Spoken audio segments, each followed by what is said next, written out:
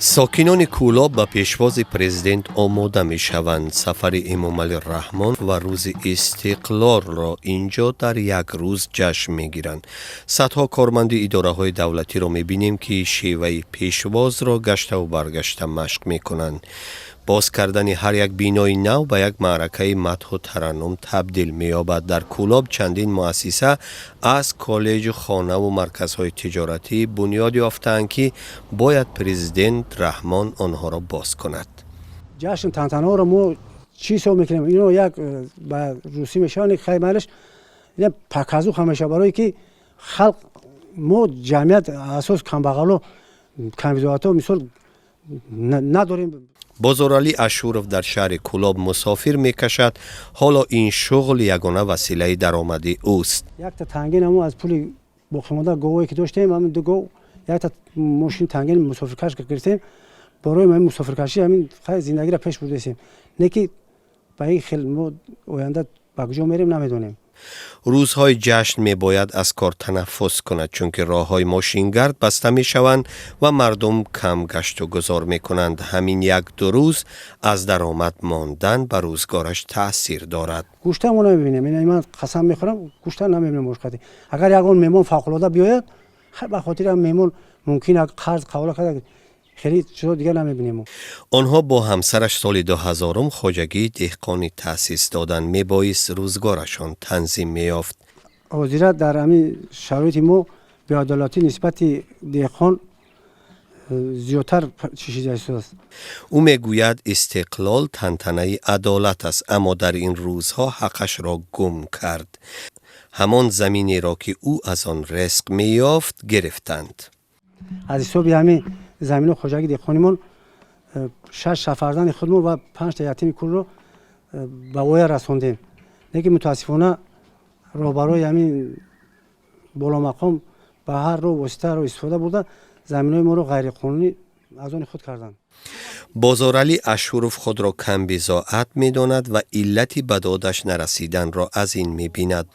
ду фарзандаш ба муҳоҷирати Русия рафтанду ноком шуданд. ба ҳар сурат таваккулӣ мехоҳад дар рӯзҳои сафари президент ба назди ӯ роҳ ёфта додномаашро бисупорад. шермайдон пайдо шавад ки ҳамин мақтуби мо ба ҷаноb бираса ки аввал мо хабардор шавад. муродмат Сафаров дар бозор халтаҳои селефанӣ мефурӯшад, аробакашӣ мекунад. мегӯяд чанд сол аст ҷашнҳои миллӣ аз ёдаш рафта. 30 сум 40 сум кор мекунӣ. 5-6 нафар 3 студент дехтаро.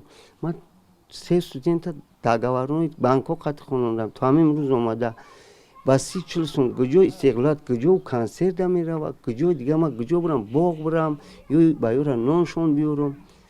ӯ мехоҳад президент дар минтақаҳо рӯзи қабул ташкил кунад. ҳамин хидиш моро қабул кунад. қабул дар 6 сол дастгоҳи ҳукумати ҷумҳурӣ, генерални прокуратура, раисои вилоят, дар шаҳри Кӯлоб 4 раис, ин 4-ум раис шай, ҳамин қай ки ҷавобое меяд ки ҳамин шаҳрвандора қонеъ кунин, ҳаминра ба дарди ҳамин бирасен. ягон раисои шаҳр моро қабул кардагӣ нестанд. ягон раисои шаҳр. ҷурахон Кабировро харҷҳои ин таҷлилҳову пешвозгириҳо ҳайрон кардааст. намешавад завод мекард, як фабрика мекард, як чиз мекард ки ҳамин 10 нафар ақаллан 100 нафар ҷои кор меёфт. аз назари ин деҳқони собиқадор дар ҷомеааш маънии истиқлолият ва ҳуқуқ тағйир кардааст. истиқлолият мекард ки озодӣ сухан, озодӣ виҷдон, ҳар як шаҳрванд бояд озод боша, озод сухан шавга, озод рафтор кунад. кӯдак кӯлоб мойтари. ӯ мегӯяд дар тоҷикистон сохтакорӣ зиёд асту дурӯғ. тоҷикистон ватани кӯсорай, 70% мардош беморай. вақти хизмати аскарӣ мешавад, ҳамаро чун бемор мекунанд. бояд баромад мекунанд дар микрофонҳо ки мо бояд соҳибкона ба ватан хизмат мекунем, итам мекунем. ягон там хизмати ватан намеравад. ҷурахон Кабиров гӯшанишини маҷбурист. мақомот ҳақталошии ӯро медонанд, биноан дар рӯзҳои сафари президент ба Кӯлоб гашту гарди ӯро маҳдуд мекунанд. истиқлол ҳамун 30% ки гирди дек косаданд, аммо фоида мебиёнанд ҳофизо. чиди порашон меган, чиди порашон мехонанд. به هر صورت جورخان کبیرов امید دارد این گوشه‌نشینی مجبوری او به اتمام میرسد و استقلالیت به همان معنی که او قائل است و میفهمد میرسد. حقوق انسان همان طوری که در قانونها درج یافته است اجرا می شود.